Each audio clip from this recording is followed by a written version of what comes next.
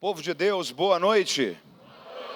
Que alegria estarmos juntos, que bênção poder estar compartilhando dessa noite tão especial com você, podendo servir a você com a palavra de Deus, em mais essa noite de capacitação ministerial, que eu tenho certeza que tem em cada uma dessas noites abençoado muito a sua vida, edificado a sua fé e alinhado o seu coração para tudo aquilo que Deus tem de tão especial para fazer através da sua vida. Que essas noites possam estar encorajando você a servir mais, servir melhor, produzir mais e que Deus seja cada vez mais glorificado através da sua história. Que bom estar com vocês aqui na Atos, podendo desfrutar da bênção de compartilhar a palavra de Deus essa noite com todos vocês, registrar minha gratidão e louvor a Deus pela vida do pastor Itamar e também da pastora Paula, deixar a eles o meu abraço, agradecer o pastor Neumar, pastor Walter, pastor Israel, todo o time pastoral pela acolhida e recepção, mencionar também minha gratidão a Deus pela vida do Eli Soares, através dele que o contato com o pastor Itamar foi construído também, e que Deus possa continuar abençoando todos vocês, que os maiores e melhores anos possam estar ainda pela frente, porque em Deus sempre há mais para ser acrescentado sobre a nossa vida. Você diz amém? Seu coração está aberto para continuarmos a ouvir a voz do Senhor? Vamos lá? Você está com sua Bíblia aí? Abra sua Bíblia comigo no Evangelho de Jesus Cristo, segundo escreveu Mateus, capítulo de número 25. Evangelho de Jesus Cristo, segundo escreveu Mateus, capítulo de número 25. Nós vamos ler a partir do versículo 14, Mateus 25, a partir do versículo 14. Enquanto você localiza, deixa eu te dar aqui um bom aviso. Quantos aqui amam entender e estudar a palavra de Deus, digam amém. Na saída, se você desejar, você terá à sua disposição alguns dos livros, que eu tenho a alegria de ser o autor deles. Tem 4 títulos que vão estar disponíveis a você. A primeira dessas obras é uma enciclopédia sobre a vida dos personagens bíblicos. É uma ferramenta que eu levei mais de 7 anos escrevendo ela. São quase 500 páginas. Não é daqueles livros, daqueles que você lê da página 1 até o final, a não ser que você queira, mas é uma obra de pesquisa. Sabe aquele momento que você está lendo um texto da Bíblia e tem uma dúvida ali? Está lendo sobre Jó. Você vê que na letra J, às vezes tem 10, 20 páginas te explicando a vida de um único personagem da Bíblia. Contexto cultural, histórico, às vezes questões polêmicas para a interpretação bíblica. Deixa eu te lembrar um exemplo. Primeira família da Bíblia, lembra quem foi? Adão, Eva, Caim e Abel. Caim mata Abel, a Bíblia diz que ele vai morar numa cidade chamada Nod. Ali se casa, tem filhos e forma toda a sua família. Se a primeira família da Bíblia foi Adão, Eva, Caim e Abel, Caim se casou com quem? Quem foi a esposa de Caim? Como assim ele foi morar em uma outra cidade se tudo começou no Éden? Como que a gente explica isso? São detalhes dos textos bíblicos que às vezes nós estamos lendo o texto e sentimos falta de uma obra que nos ajude a compreender e entender melhor detalhes de cada uma daquelas passagens. Então, essa é uma obra que vai te ser muito útil, tanto para o seu tempo de leitura, como para um estudo em um pequeno grupo, sua jornada de crescimento da palavra de Deus. Eu tive a alegria de ter a revisão desta obra por um pastor que é muito querido da nossa nação, que é o pastor Hernandes Dias Lopes, e o prefácio dela foi pelo saudoso Dr. Russell Shedd, que dentre as coisas que escreveu no prefácio, escreveu que não conheceu outra obra em português, que reunisse tantas informações sobre a vida dos personagens bíblicos quanto essa. Então, é uma ferramenta que vai te servir muito para toda a sua jornada de estudo da Bíblia. Junto dela, você terá também o manual bíblico expositivo sobre as parábolas de Jesus. Jesus contou ao todo 42 parábolas. A grande maioria delas estão dentro de um contexto cultural muito diferente do nosso. Então, histórias como 10 virgens, filho pródigo, dracma perdida, são parábolas que ao lermos elas, nós percebemos que há muita riqueza sendo compartilhada ali, mas muitas vezes sentimos falta de um material que nos ajude a entender e compreender um pouco melhor detalhes de cada uma dessas parábolas contadas por Jesus. Esse é um manual que vai te ajudar a entender todas essas 42 parábolas, a partir do contexto cultural daquela época, interpretativo para o nosso tempo e também exegético, trabalhando o significado dos termos bíblicos contidos em cada uma dessas parábolas. Então, quem sabe até para você seguir como que é uma jornada devocional, lendo e estudando uma parábola por dia, mas é uma obra que a leitura também dela vai te fazer muito bem. O penúltimo livro é o Guia do Estudante da Bíblia. Esse livro ele é fruto de anos de pesquisa sobre os temas mais desafiadores para a interpretação bíblica. Muitas questões, por exemplo, do contexto escatológico. As pessoas possuem muitas perguntas sobre a volta de Cristo, grande tribulação, governo do anticristo. Como que a gente entende tudo isso que a Bíblia fala sobre o tempo do fim? A vida após a morte, nós reconheceremos as pessoas no céu ou não? Muitas questões do Antigo Testamento, o dilúvio, por exemplo, foi local ou foi universal? A Bíblia diz que as águas de dilúvio encobriram toda a terra. Noé vivia no atual território do Oriente Médio. E você sabe muito bem que tem espécies que elas vivem apenas em uma região. Tem animais que vivem apenas na floresta amazônica, no Japão, que é uma ilha. Se o dilúvio for universal, como que o Noé preservou todas essas espécies que viviam apenas em outros continentes?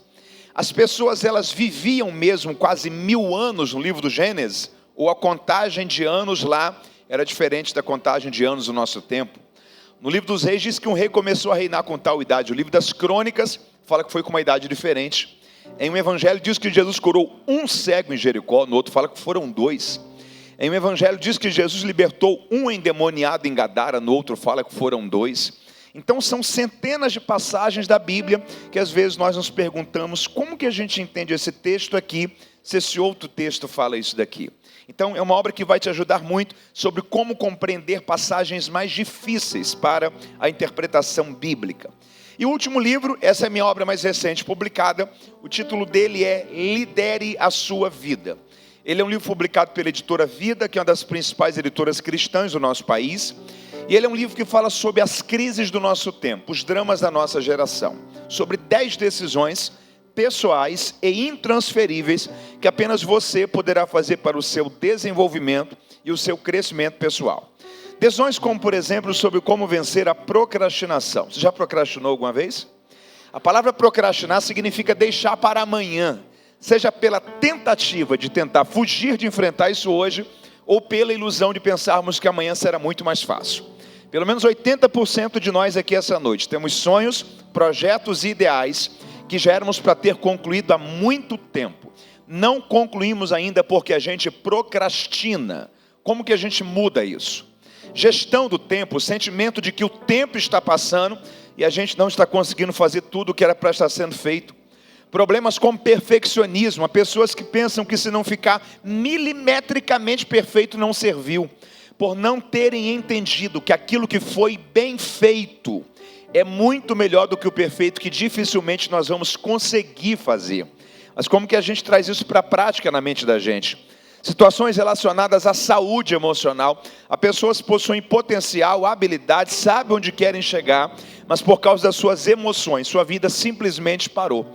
Seja por causa de medos, traumas complexos, problemas relacionados ao perdão, situações que paralisam a vida da gente no campo emocional e muitas coisas em outras áreas da vida também são afetadas. Então, esse livro aqui é um autoexame, são 10 capítulos para você passar por eles repensando como está a sua vida, as áreas que você precisa melhorar. É um livro que vai te servir muito para a sua gestão da sua vida pessoal.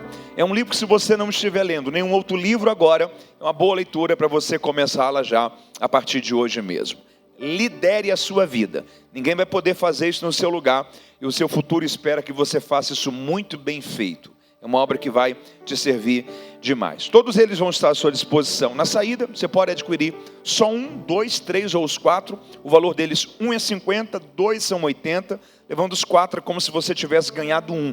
Os 4 ficam 150. Você pode adquiri-los por crédito, débito ou Pix. Passe lá, vai te servir, abençoar muito a você e a sua família. Você me ouviu e entendeu? Diga amém. Vamos lá? Mateus capítulo 25, versículo 14. Mateus 25, versículo 14. Eu gostaria de, a partir desta palavra, falar a você a mensagem desta noite. Mateus 25, 14, a palavra de Deus nos diz assim: porque isto será também como um homem que, ausentando-se do seu país, partindo para uma viagem distante, chamou os seus servos e entregou-lhes os seus bens. A um deu 5 talentos, a outro 2 e a outro 1, cada um segundo a sua capacidade, e então partiu. Tendo ele partido, o que recebera 5 talentos, negociou com eles e ganhou outros 5 talentos. Do mesmo modo que recebera 2, também granjeou mais 2. Mas o que recebeu 1 foi, cavou na terra e escondeu o dinheiro do seu senhor. Muito tempo depois veio o senhor daqueles servos para ajustar contas com eles. Então aproximou-se o que recebera 5 talentos e trouxe mais 5, dizendo: Senhor, entregaste-me 5 talentos. Aqui estão outros 5 talentos que ganhei com eles.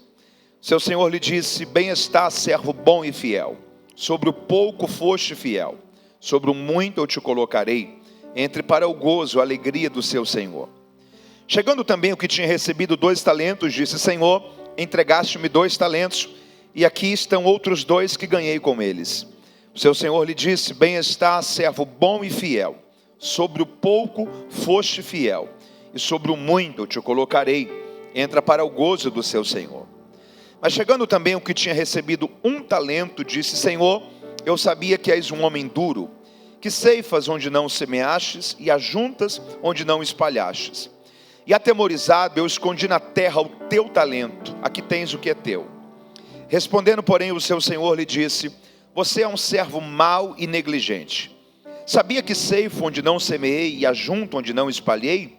Devias então ter dado meu dinheiro aos banqueiros, e quando eu viesse, receberia com juros o que é meu. Tirai-lhe, pois, o talento e dai ao que tem 10, porque a qualquer que tiver será dado e terá em abundância. Mas ao que não tiver, até o que tem lhe será tirado.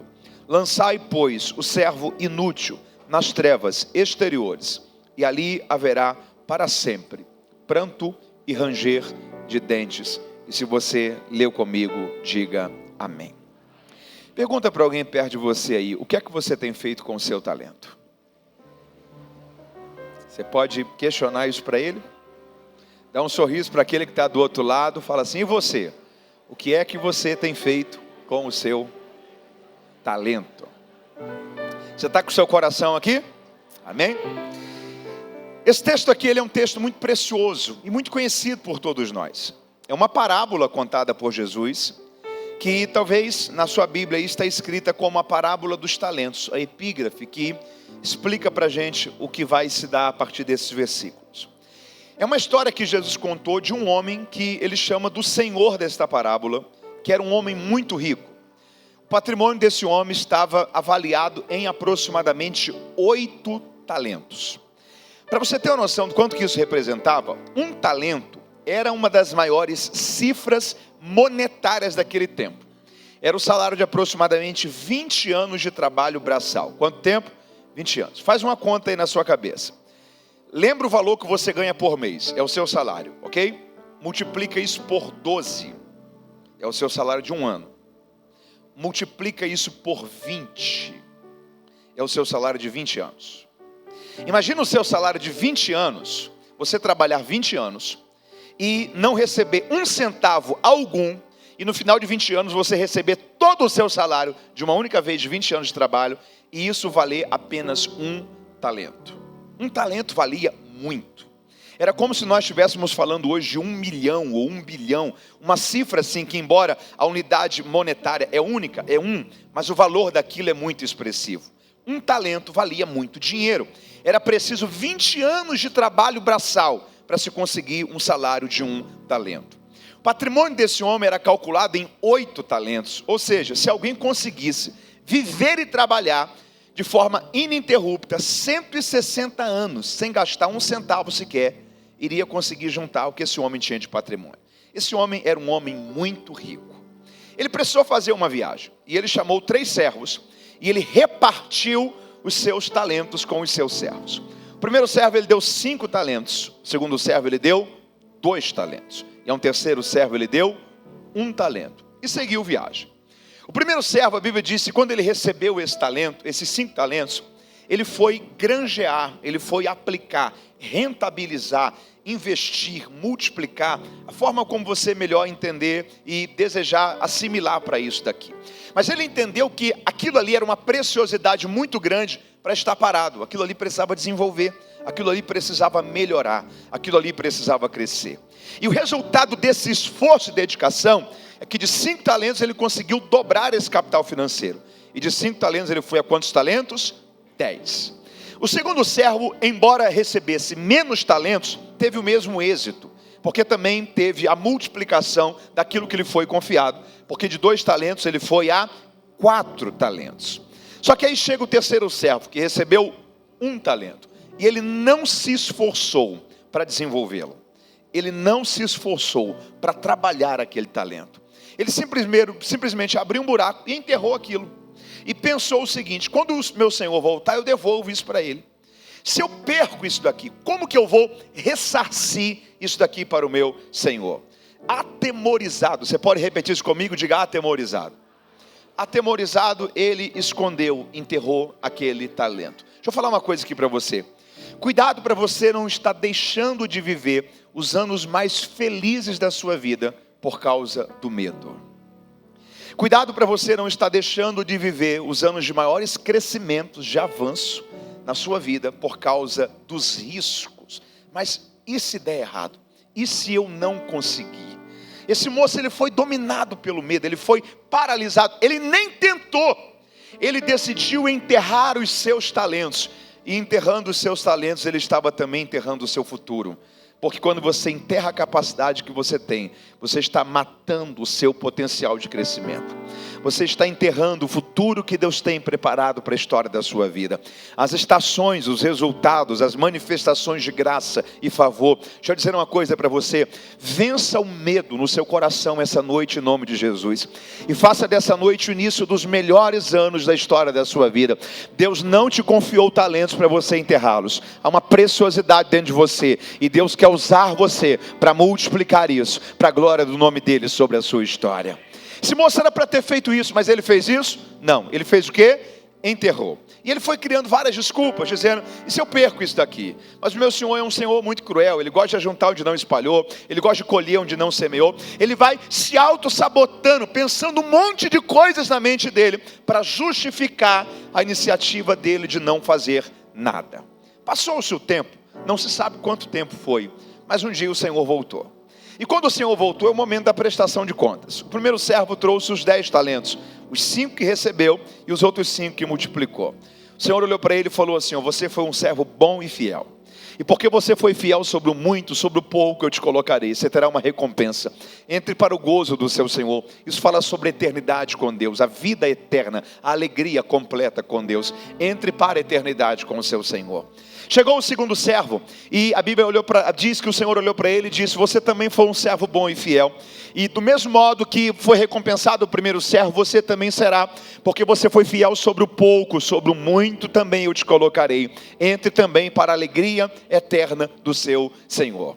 Só que aí chega o terceiro servo, talvez com esse talento cheio de terra, meio embrulhado, e ele olha para o Senhor e fala assim: toma aqui o que é teu, ou seja, não te devo mais nada. O Senhor me deu 1, eu estou te devolvendo 1, está tudo certo entre a gente. O Senhor olhou para ele e falou: você não foi um servo bom e fiel. Você foi um servo mau e negligente. E a sua recompensa não será a alegria eterna do seu Senhor. Mas você será lançado no lugar de choro e de ranger de dentes. E isso fala sobre a eternidade sem Deus. E a parábola termina aqui, talvez dando-nos a sensação de que o Senhor foi generoso com o primeiro e o segundo servo, mas foi um pouco cruel com o terceiro servo. Tem algumas lições aqui que a gente precisa trazer para a vida da gente. E principalmente você que serve, que lidera ou um pequeno grupo, ou serve em um ministério da igreja. Você que já entendeu que Deus te chamou para uma função, que Deus confiou um talento a você, que Deus confiou a você responsabilidades. Existem algumas lições nessa palavra que ela precisa de algum modo entrar no seu coração e te ajudar a reenxergar a vida sobre uma nova perspectiva a partir dessa noite. Primeira delas, guarde isso com você. São 3 servos na parábola. Quantos servos? Primeiro recebeu quantos talentos? Segundo? Terceiro? Tem alguém que não recebeu nenhum? Primeira lição, guarde isso. Não há ninguém que Deus não tenha dado pelo menos um talento. Não há ninguém. Talvez você pode não ter muitos, mas pelo menos um você tem. Talvez você não tenha múltiplas qualidades para muita coisa, mas pelo menos uma área Deus chamou você para fazer. Pelo menos uma habilidade Deus te deu, há um potencial em você, há uma riqueza de Deus em você. E você não pode negligenciar isso, você não pode enterrar isso, você não pode enterrar o que não é seu. Esse talento não é seu, é do Senhor. Deus confiou para você desenvolvê-lo, para você usá-lo. A obra de Deus conta com o seu serviço, com a sua entrega, com a sua dedicação, com o seu amor. A obra de Deus conta com o seu empenho, porque ninguém que recebeu um talento do Senhor está autorizado a enterrá-lo. Não há ninguém que Deus não tenha dado pelo menos um talento. Talvez a sua grande crise é porque você talvez ainda não encontrou o seu lugar. Ok? Eu gosto muito de uma frase que diz que se você for julgar a importância de um peixe pela capacidade dele de voar, você vai dizer que ele é um fracasso. Se você for julgar a importância de um pássaro pela capacidade dele de nadar, você vai dizer que ele é um fracasso. Você precisa encontrar qual é o seu lugar, a área que Deus chamou para servir. O ministério, a riqueza, as habilidades, os dons que Deus te deu, aonde é que eles funcionam na obra de Deus? Você precisa encontrar qual é o seu lugar. O Bill Johnson, ele tem uma frase tão especial diante disso. Ele diz o seguinte: o dia que você descobrir quem você é, você nunca mais vai querer ser outra pessoa. O dia que você descobrir quem você é, você nunca mais vai querer ser outra pessoa. Porque você vai entender que Deus não errou quando te fez desse jeito. Você vai entender que os dons e as habilidades que Deus confiou, é porque Ele tem um plano para a sua história, Ele quer usar a sua vida. Não há ninguém que Deus não tenha confiado pelo menos um talento. Tem uma riqueza de Deus em você. E Deus quer te usar para desenvolver isso para a glória de Deus através da sua vida. Primeira lição. Segunda lição. Pense uma coisa aqui comigo. Primeiro servo trouxe resultado, sim ou não?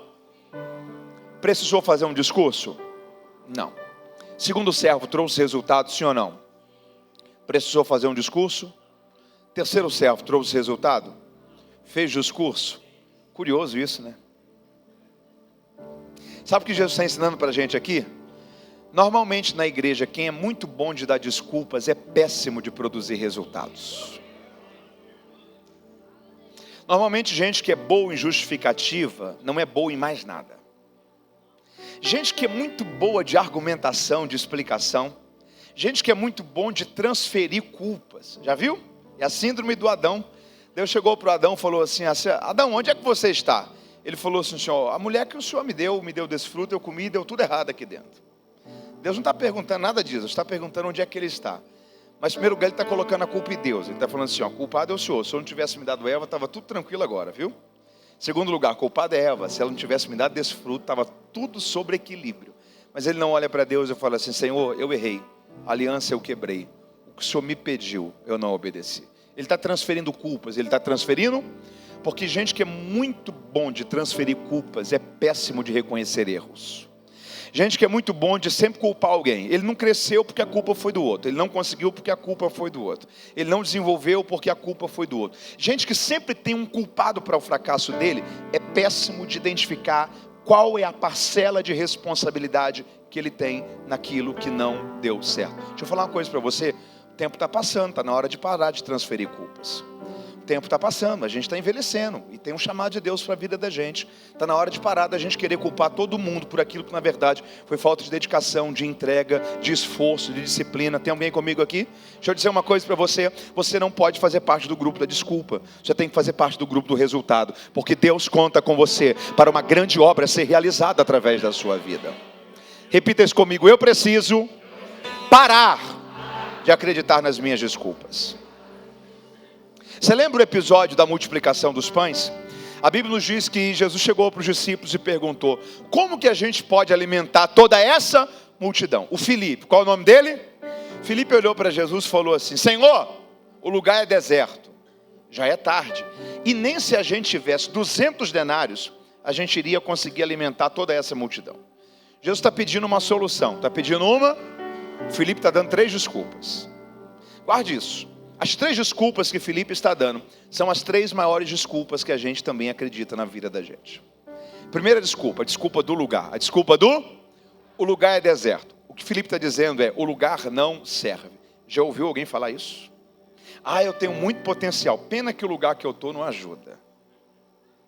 A primeira desculpa que a gente tem que parar de acreditar é a desculpa do lugar. Você precisa entender uma coisa: A bênção de Deus não está sobre lugares. A bênção de Deus está sobre pessoas.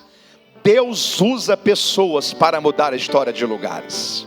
Um dia Abraão olhou para Ló e falou assim, pode escolher a região que você quer ir. Tem certeza? Tem. Mas o problema da gente é por causa de pasto. Não tem pasto para todo o rebanho. De um lado tem pasto, do outro lado é deserto. De um lado são as campinas férteis de Sodoma e Gomorra, do outro lado é deserto. Tem certeza que eu posso escolher? Pode escolher. Você acha que Ló foi para onde? Para as campinas férteis de Sodoma e Gomorra. E Abraão? Para o deserto. Algum tempo depois, Sodoma e Gomorra foi destruída e Ló saiu de lá sem nada. Abraão estava no deserto prosperando. Abraão estava no deserto cavando poço, dando água. Abraão estava no deserto crescendo. Porque Abraão entendeu uma coisa: não é o lugar que faz a pessoa, é a pessoa que faz o lugar.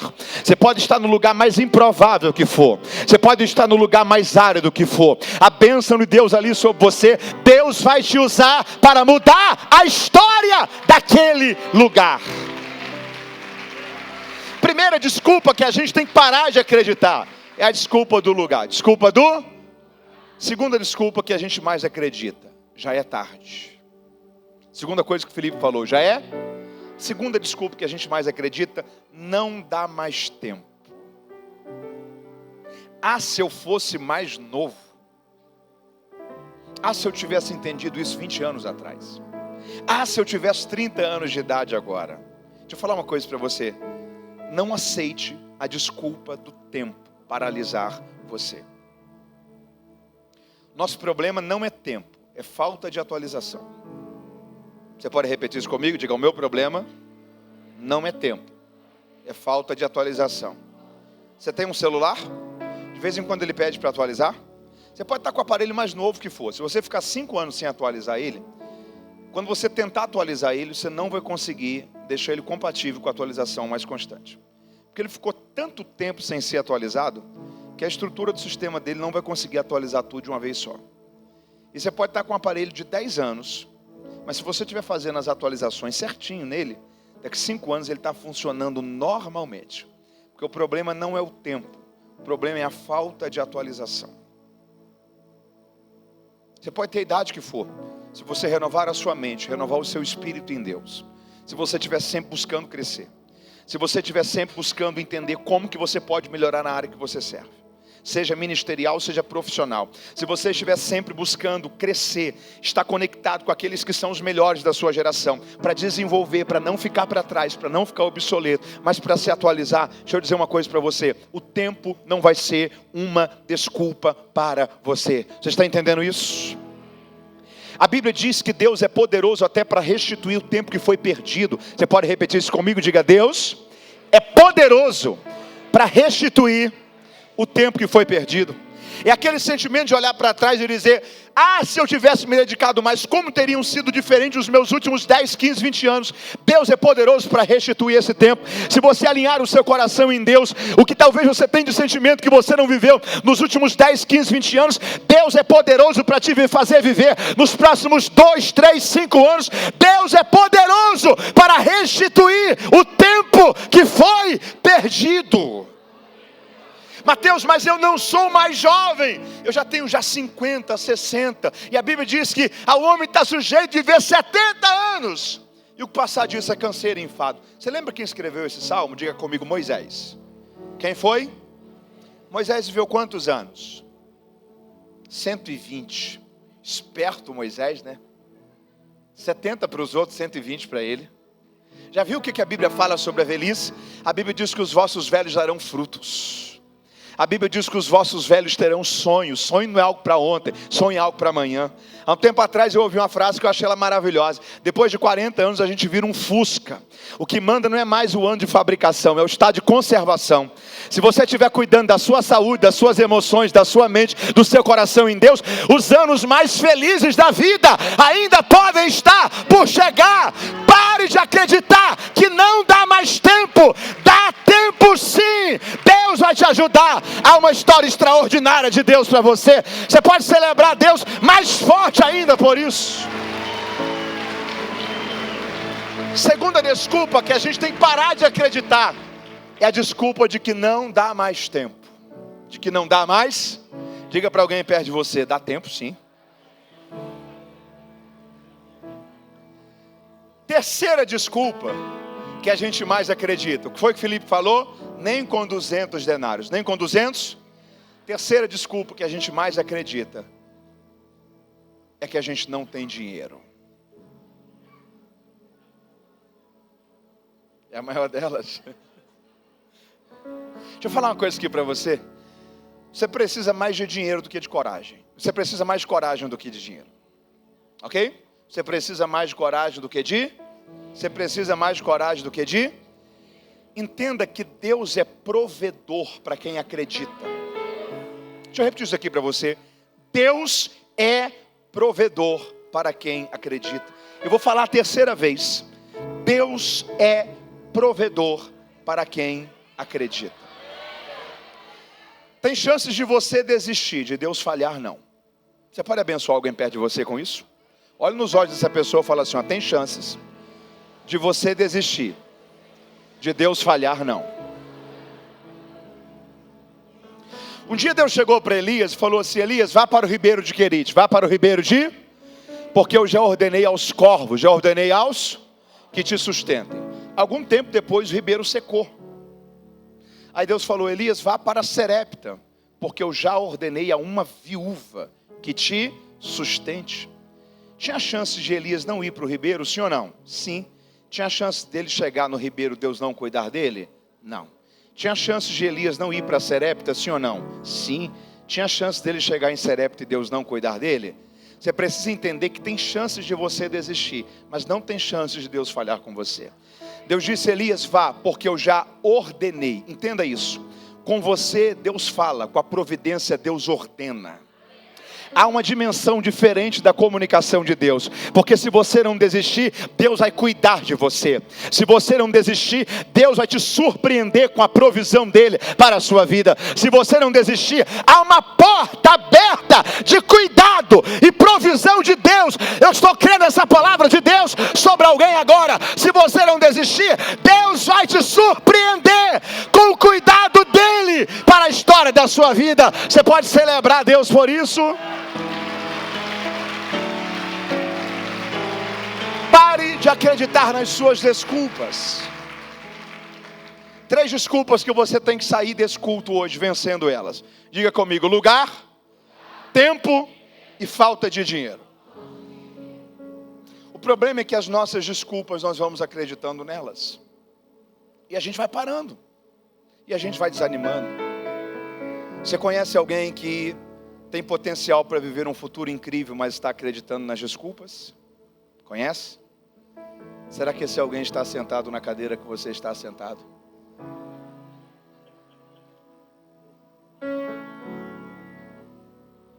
Normalmente quem é muito bom em dar desculpas é péssimo em produzir resultados.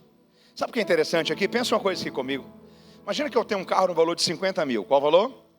E eu vou fazer uma viagem. Olho para você e falo assim, você pode cuidar desse carro para mim?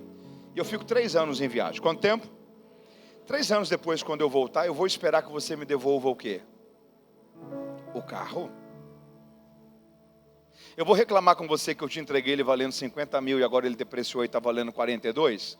Não, porque eu te entreguei o quê? Um carro. Eu vou esperar que você pegue esses 50 mil, esse carro venda, pegue esses 50 mil, aplique esse dinheiro, dobre esse capital financeiro. E quando eu voltar, você pegue os 100 mil e compre para mim 2 carros de 50 mil e me devolva? Não, porque eu te entreguei o quê? Um carro. Se você pega esse carro, vende e torra essa grana, aí sim eu fico bravo com você. Se você guardou esse carro para mim, eu não tenho nem como te agradecer. O servo que fez isso na parábola foi reprovado. Sabe qual foi o servo que foi elogiado? O que recebeu 2, devolveu 4. O que recebeu 5, devolveu 10. Porque tem uma coisa aqui que a gente tem que entender. No reino de Deus não existe esse negócio de manter. Quem mantém, perde. No reino de Deus, ou você melhorou, ou você piorou. Ou você cresceu, ou você regrediu. Ou você avançou, ou você ficou para trás. Não tem esse negócio de manter no reino de Deus. No reino de Deus, quem mantém, perde. Servos bons e fiéis são aqueles que multiplicam. Mateus, eu tenho que melhorar, por quê? Porque tem que melhorar. Mas para ser melhor do que alguém, não. Sua competição não é contra ninguém, é contra você. Você tem que melhorar para você ser melhor hoje do que você foi ontem. E amanhã você ser melhor do que você está sendo agora. Porque assim a gente vai sendo aperfeiçoado de glória em glória, de glória em glória, de glória em glória, até chegarmos à bênção da estatura da perfeição. Você pode levantar a sua mão e diga: eu preciso melhorar. Diga: aquilo que me foi confiado, se eu só mantive, diga: eu fui reprovado. Diga: eu preciso ser do grupo que vai multiplicar. Você está entendendo isso? Sabe o que me chama a atenção? Você está comigo aí? Diga amém. O que mudou no primeiro e no segundo servo que o terceiro servo não teve? O Senhor olhou para esse servo aqui, o primeiro, e falou assim: estou te confiando 5, viu? Eu espero que você me devolva 10. O Senhor falou isso? O Senhor só confiou. O Senhor só confiou. Você tem o Senhor olhando para o segundo servo, falando assim: estou te dando 2 talentos, hein? Eu espero que você me traga 4 talentos. O Senhor falou isso? O Senhor só confiou. Sabe o que diferencia servos bons e fiéis de servos maus e negligentes? Uma coisa chamada sensibilidade. Você pode repetir isso comigo? Diga: sensibilidade. O Senhor mandou eles fazerem isso, mas o Senhor confiou. O Senhor, você precisa entender que aquilo que Deus te confiou de talento, Deus não precisa falar mais nada. Ele já te sinalizou a área que Ele quer usar você. Mateus, por que algumas pessoas desenvolvem e crescem e outras pessoas estagnam? Percepção e sensibilidade. O que é que você é capaz de fazer sem que alguém te obrigue a fazer? O que é que você é capaz de servir sem que alguém tenha que cobrar a você que você faça? Deixa eu citar para você alguns nomes da Bíblia aqui. Fale comigo: Elias, Neemias, Davi, Isaías. Vamos lá, diga: Elias, Neemias, Davi, Isaías. Você acha extraordinária a história deles? Acha incrível a história deles? Talvez esses 4 nomes estão entre as histórias que você mais é inspirado por elas na Bíblia. Deixa eu repetir o nome deles para vocês: Neemias, Davi, Elias e Isaías. Fizeram coisas extraordinárias em Deus, sim ou não? Davi fez o que extraordinário que fez ele ficar notório? Derrubou um gigante. E o Neemias reconstruiu os muros de Jerusalém. E o Isaías atendeu uma visão que ele recebeu. E o Elias foi um instrumento de Deus para romper um ciclo de apostasia, sim ou não? Eu acabei de citar para você 4 pessoas que fizeram coisas incríveis, extraordinárias, poderosamente usadas por Deus. Agora ouça isso: coisas que Deus não os mandou fazer, eles apenas perceberam uma necessidade. Deus não mandou Davi ir reconstruir os muros de Jerusalém. Ele não recebeu nenhuma profecia, não teve nenhuma visão, não ouviu nenhuma voz. Ele só percebeu uma necessidade. Deus não mandou Davi ir enfrentar Golias. Ele só ouviu uma notícia de que há muitos dias o povo de Israel estava sendo afrontado, e ele percebeu uma necessidade. A gente tem na Bíblia o chamado de Jeremias, de Isaías não. Aquilo que a gente chama do chamado de Isaías, que é Isaías capítulo 6, foi uma visão. Ele viu trono, glória, ele viu adoração, ele viu fumaça, e ele viu uma voz, provavelmente a Trindade conversando entre si, dizendo: quem enviarei? Quem é que vai ir por nós? Você não tem Deus dizendo: Isaías, será que você pode ir? Ele só percebeu uma necessidade. Ele disse: Senhor, eis-me aqui, será que eu posso fazer alguma coisa? Você não tem Deus dizendo para Elias: Elias, vá lá e diga para Acabe e Jezabel que não irá chover. Ele só percebeu uma necessidade. Ele viu todo Israel adorando a Baal, dizendo que Baal era o Deus que mandava chuva, e ele disse: eu não posso cruzar os meus braços vendo essa necessidade e fazendo de conta que não é comigo. Ele chega diante do rei e diz: ó rei, é segundo a minha própria palavra. A prova que ele não tinha uma palavra de Deus para fazer aquilo é que ele tem que empenhar a própria palavra. Ele está dizendo: segundo a minha própria palavra, não vai haver chuva e nem orvalho sobre Israel. E Deus fechou os céus, porque Deus está em busca de gente que percebe uma necessidade. Você está entendendo isso? Deixa eu fazer uma pergunta aqui para você. Quais são as necessidades que Deus tem apresentado a você? Quais são as áreas que você tem visto que precisam melhorar? O que é que você está esperando para fazer alguma coisa? Deus não mandou Davi enfrentar Golias, nem Neemias reconstruir os muros de Jerusalém. Sabe por quê? Porque às vezes a comunicação de Deus não será por meio da voz, será por meio da coragem. Às vezes Deus não vai te mandar fazer, Ele vai te dar coragem para fazer. Ele não vai te mandar fazer, Ele vai te mostrar o que precisa ser feito. Ele não vai te mandar fazer, Ele vai te conectar a pessoas e vai te dar recursos e meios para você fazer. Dificilmente Deus vai expor alguém a uma dor que Deus não queira usá-lo para curar. Dificilmente Deus vai expor alguém a uma dor que Deus não quer usá-lo para curar. As necessidades que Deus tem mostrado a você que precisam ser resolvidas, já é um direcionamento de Deus, da área que Deus quer usar você. Só que você precisa ser sensível e fazer alguma coisa. Posso dizer uma coisa para você? A partir de hoje, quando você vê um problema, quando você vê um, sabe de quem que é esse problema? Seu.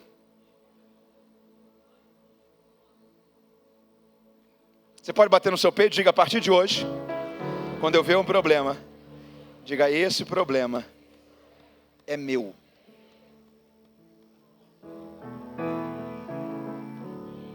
É seu. Já viu gente criticando a igreja? Já viu gente criticando o pastor? Já viu gente falando que igreja não ajuda ninguém? Deixa eu falar uma coisa para você. A próxima vez que aparecer alguém precisando ser ajudado, alguma coisa precisando ser feito, se você puder, faça e resolva na hora. Se você resolveu, foi a igreja que resolveu, porque você é a igreja. Você está entendendo isso? Que você seja a última porta que a dor de alguém precisou bater. Que você seja a última porta que a dor de alguém precisou bater. Que depois de passar por você, essa pessoa e essa dor não precisam buscar socorro mais em nenhum outro lugar. E talvez Deus não vai mandar você fazer nada. Deus só vai te mostrar uma necessidade.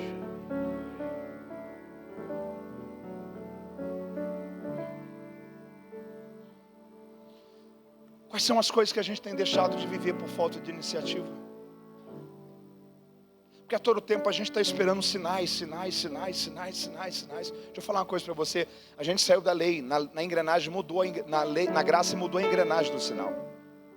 No Antigo Testamento era sinal e eu faço. Você pode repetir isso comigo? Diga: sinal, aí eu faço. Diga: sinal, aí eu faço. Diga: sinal, aí eu faço. Você lembra de Gideão? Senhor, se a lã estiver molhada e a terra seca, eu entendi. Pode ter sido coincidência. Hoje se a terra estiver seca e a lã estiver molhada, eu faço. A gente sempre estava esperando sinal. Só que isso é engrenagem do Antigo Testamento. No Novo Testamento a engrenagem é outra. Não é o sinal que aparece e você vai. É você indo e os sinais te seguindo. Os sinais seguirão aos que creem. Os sinais seguirão aos que creem. Os sinais seguirão aos que creem. Você está entendendo isso? Sabe o que Deus está dizendo? Mudou a engrenagem. Agora você se move em fé e em coragem. E os sinais vão acompanhando você. Os sinais vão acompanhando você. Eu estou crendo em nome de Jesus que há algumas pessoas que Deus está liberando esta noite para um destino frutífero que vai marcar essa cidade, que vai marcar pequenos grupos. Deus vai levantar essa noite aqui pessoas que, próximas igrejas que vão sair desse ministério Atos para alcançar esse estado. Tem pessoas que vão sair dessa noite aqui sendo ungidas por Deus, porque vão sair dessa noite entendendo: eu posso fazer alguma coisa, e você vai desenvolver. Deus vai te ajudar, a liderança vai treinar você, e você será um homem e uma mulher poderosamente usado por Deus. Deus vai te usar para fazer alguma coisa. Você pode celebrar Deus por isso aí. Levante sua mão e diga: eu sou do grupo que será chamado de bom e fiel. Diga: porque servos que frutificam são servos aprovados. Servos aprovados. Deixa eu falar mais uma coisa aqui para você. Você está comigo aí? Diga amém. Treine naquilo que você já é bom. Você precisa identificar qual é o seu talento. Você precisa identificar qual é o seu. E treine naquilo que você já é bom. Treine naquilo que você já é. Quem aqui quando olha para você hoje, reconhece uma área que Deus te deu uma habilidade? Você sabe fazer algo bem feito. Faz assim. Ok? E não há nenhum orgulho, nenhuma vaidade nisso. Quem aqui reconhece um talento que você tem? Faz assim, ok? Na música, na comunicação, na pregação, no discipulado, na liderança, ok? Na administração, na gestão, faz assim. Melhore nisso. Cresça nisso. Desenvolva nisso. O pastor Itamar me trouxe para pregar hoje. Me trouxe para o quê? Me trouxe para o quê? Ele nunca vai me trazer para cantar aqui. Eu não sei cantar. Minha nota cantando deve ser 2. Talvez se eu fizer um bom curso, aprender sobre entonação, subtonação, melodia, harmonia, musicalidade, eu devo ir para um 3 ou um 4. Talvez a minha nota comunicando seja um 6, quem sabe um 7. Melhorando nisso, quem sabe um dia eu chego a um 8, um 9. Quem sabe um dia até um 10. Ninguém será respeitado naquilo que não é excelente. Ninguém será respeitado. Ninguém se tornará uma autoridade naquilo que não é excelente. No que é que eu tenho que me aperfeiçoar para melhorar? Na música? Não, porque essa não é a minha área. Eu tenho que me dedicar para melhorar na comunicação. Porque essa é a área que Deus me deu um talento. Você está entendendo isso? Pare de gastar tempo, energia naquilo que não é a sua área. É melhor você ser 10 em uma área do que você ser 5 em todas, mas não ser excelente em nada.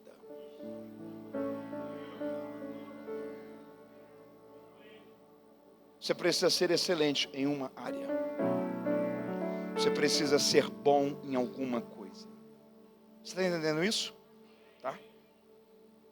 Você precisa entender que às vezes ter um talento só não é para ser a sua crise. É para ser a sua oportunidade. Você pode chamar isso de a bênção de ter um talento só. Você pode repetir isso comigo? Diga a bênção de ter um talento só. Tem gente que sabe fazer uma coisa só, mas com excelência. Tem gente que sabe fazer um monte de coisa, mas sem muita qualidade. Tem gente que é igual o pato. Já viu o pato? Pato nada, pato corre, pato voa. Pato nem nada bem, nem corre bem, nem voa bem.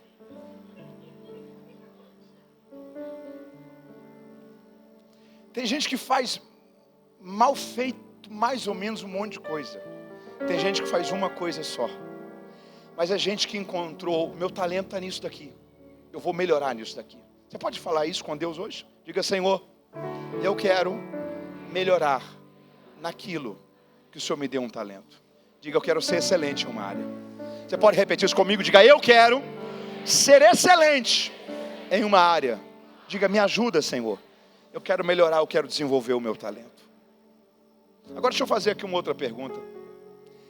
Quem aqui reconhece que pelo menos um talento tem? Faz assim. Quem aqui olha para você e identifica um talento que você queria ter, mas não tem? Faz assim. Tem alguma área? Mateus, eu queria ser bom em tal coisa que eu não sei fazer. Tem alguém aqui que tem esse sentimento? Tem? Levante sua mão assim. Quem aqui queria ter um talento que nunca descobriu, que nunca usou, que nunca viu que tem? Quem queria saber fazer uma coisa que não sabe fazer? Ver alguém desenvolvendo algo com excelência, uma área. Queria ter habilidade naquilo, mas não tem. Tem? Vamos lá? Vamos? Quem aqui identifica um talento que você queria ter e não tem? Esse primeiro servo, o Senhor deu quantos talentos para ele? Quantos? Ele trouxe quantos de volta? Aonde é que estavam esses outros 5? Escondido nesses. Posso falar uma coisa para você? O talento que você quer ter e ainda não tem, você vai acessá-lo quando você começar a desenvolver aquele que você já sabe que possui.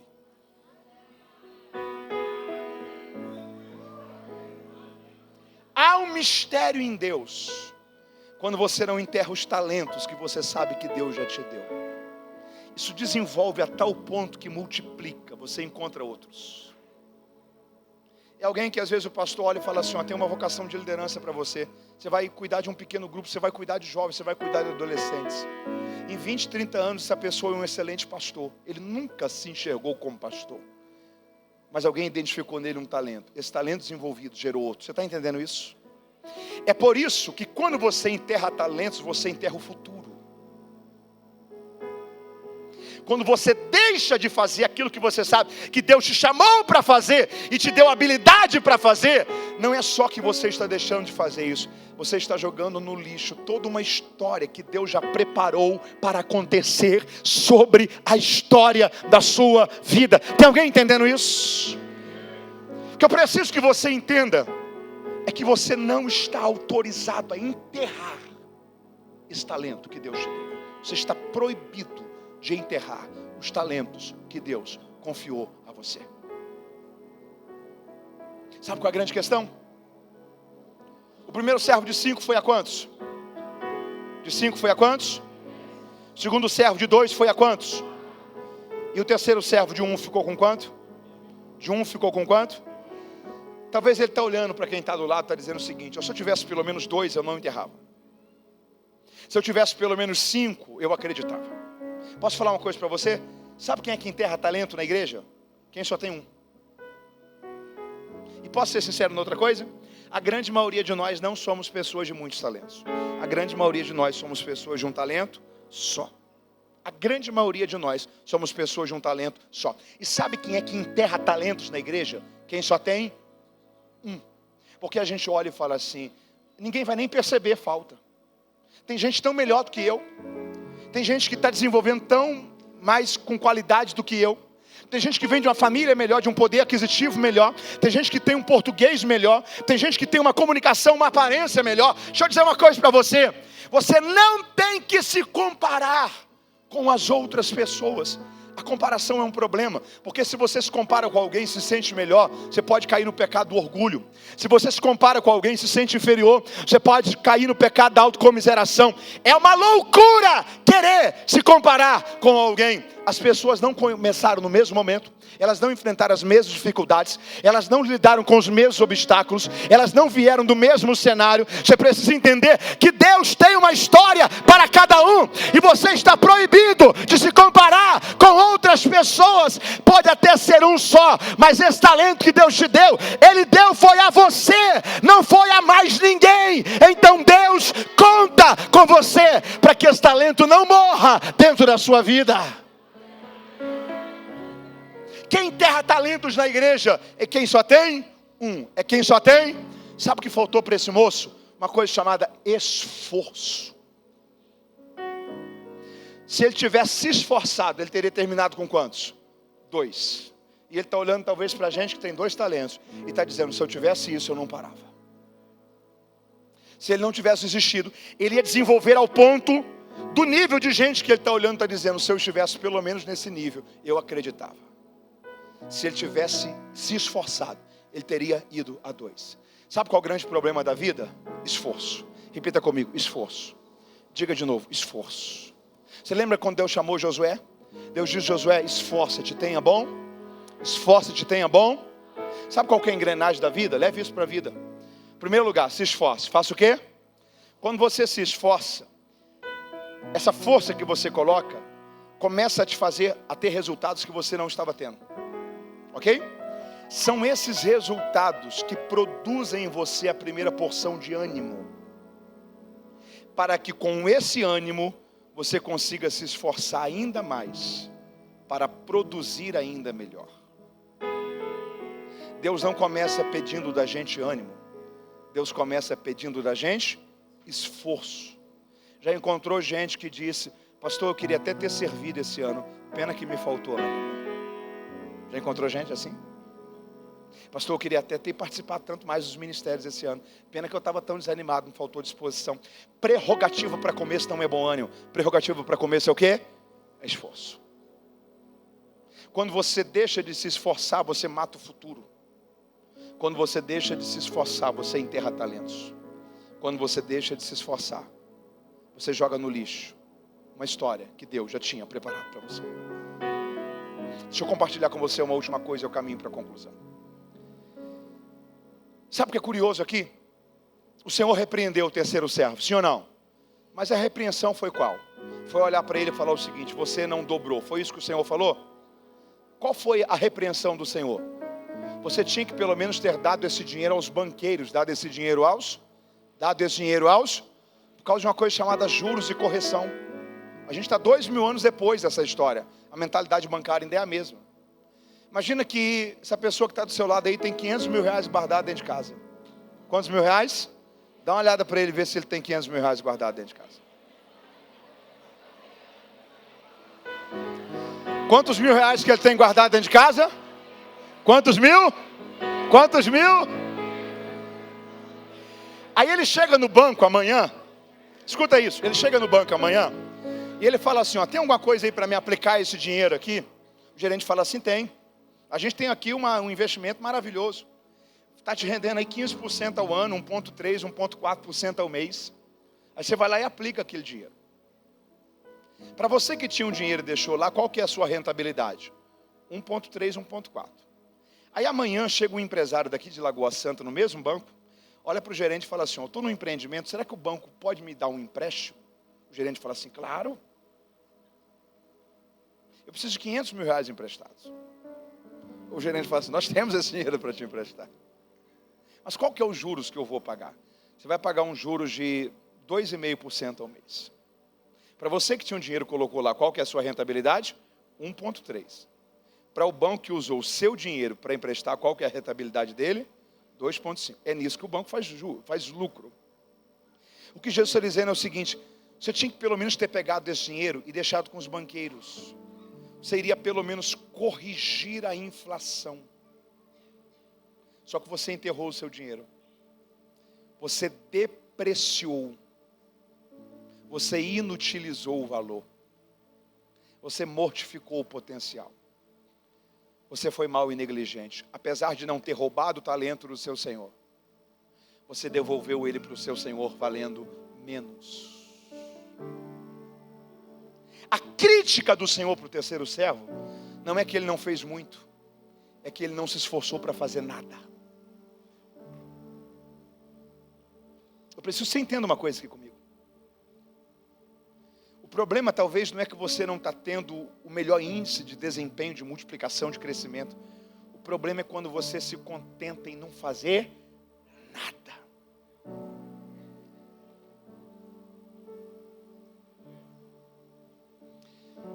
Ouça isso.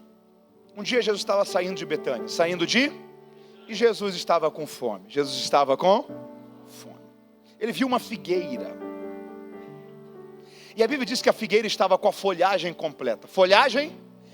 A figueira é uma das árvores, e quando ela está com a folhagem completa, muito provavelmente já tem fruto dentro dela, ok? Quem aqui já viu um figo? Já? O figo ele é uma fruta de uma pele, uma casca tão fina. A casca do figo não é resistente como a casca da maçã, da pera, muito menos da laranja ou do limão. Qualquer coisa que bate na casca de um figo cria uma avaria, rasga, fere. Deus, em sua sabedoria, construiu as figueiras de um modo que quando a folhagem está completa, provavelmente você já tem figo dentro. Deus construiu a figueira de um modo que os frutos ficam para dentro da folhagem, para que se cair pedra, granizo, qualquer coisa assim, os figos não sejam feridos. Jesus olhou para a figueira está com a folhagem completa. Ele se aproximou, só que ele teve uma decepção. Ele teve uma, por quê? Porque aquela figueira não tinha figos, não tinha frutos. O problema é que ela parecia, repita comigo, parecia. Levante sua mão e diga assim, eu não quero ser do grupo que parece, que frutifica, mas não frutifica nada. Só que o texto que Marcos coloca na sequência aí dá um nó na cabeça da gente. Porque Marcos fala assim, e não tinha frutos, porque não era tempo de frutos. Não era tempo de... A gente para e fala assim, opa, se não era tempo de frutos, por que Jesus amaldiçoou aquela figueira? A figueira é uma das árvores de Israel que dá frutos em 2 estações. Você tem o figo da estação certa, que é o figo de mais sabor, de melhor valor comercial, mais nutritivo, mais doce, é um figo maior. Só que a figueira também dá um fruto fora de tempo, atemporã, fora da estação. Ele é um figo menor, ele não tem sabor, não tem muito nutriente, não tem valor comercial. Ele não é um fruto muito agradável. Mas para alguém que está com fome, ele resolve. Jesus amaldiçoou essa figueira não porque ela não deu o seu máximo, mas é porque ela falhou em dar pelo menos o seu mínimo.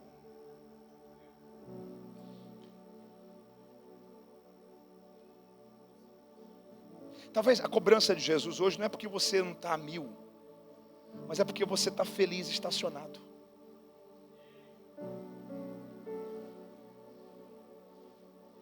Porque você enterrou o talento e você nem mais se preocupa com esse talento. Ah, tem tanta gente que também está enterrando talento. E vai passando 1 mês, 2, e você vai, infelizmente, se sentindo confortável no ruim. Repita comigo: confortável no ruim. Confortável em não produzir, confortável em não servir mais, confortável em não multiplicar, confortável em não dar o seu melhor, confortável em enterrar talentos, confortável em dizer: ah, tá bom, pelo menos as pessoas estão olhando e estão achando que está tudo bem, porque a folhagem está completa. Ou será que a gente esqueceu que um dia o Senhor vai voltar para prestar contas? Ou será que a gente esqueceu que o talento que Deus te deu, tem gente que queria ter, mas não tem? Que a área que Deus te deu habilidade para servir, aquilo que Deus te deu qualidade para desenvolver, tem gente que daria todo o dinheiro do mundo para conseguir saber isso que você sabe fazer, mas não consegue.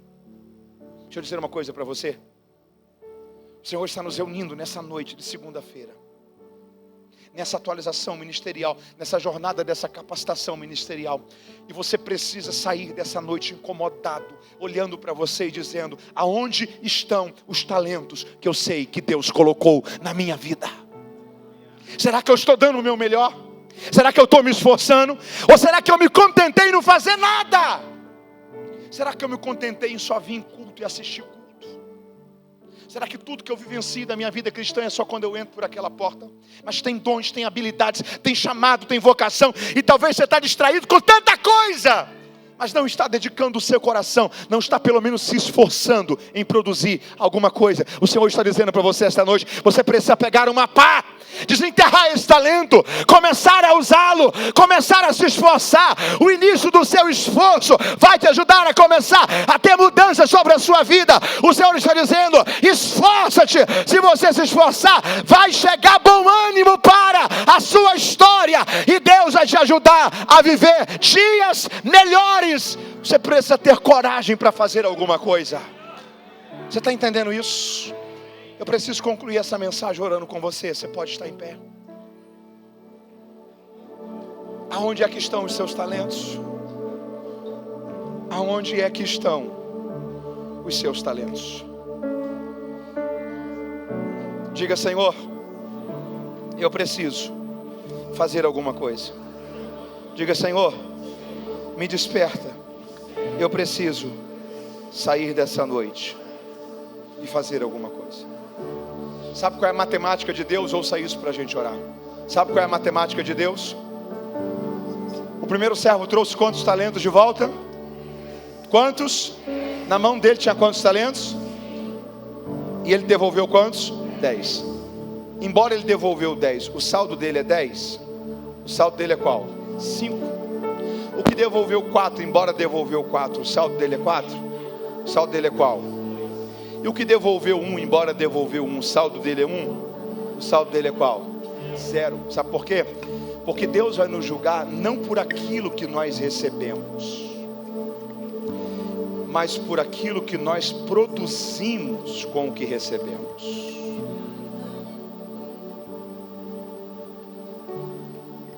Não é para dizer: mas eu tenho um talento, tenho um dom. A questão não é essa. A questão é: o que é que você está fazendo? Deixa eu fazer uma pergunta. Deus falou com você essa noite? Quando você fala com alguém, a pessoa não fala com você de volta, a gente chama essa pessoa do quê? Mal educada.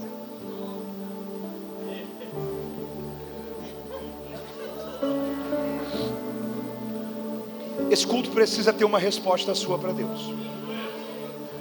Você não vai sair daqui sendo mal educado com Deus. Esse culto precisa ter uma resposta sua para Deus. Essa é uma noite para você não deixar esse dia encerrar e virar 24 horas sem você procurar alguém, o seu líder de pequeno grupo, ou manda uma mensagem para os pastores.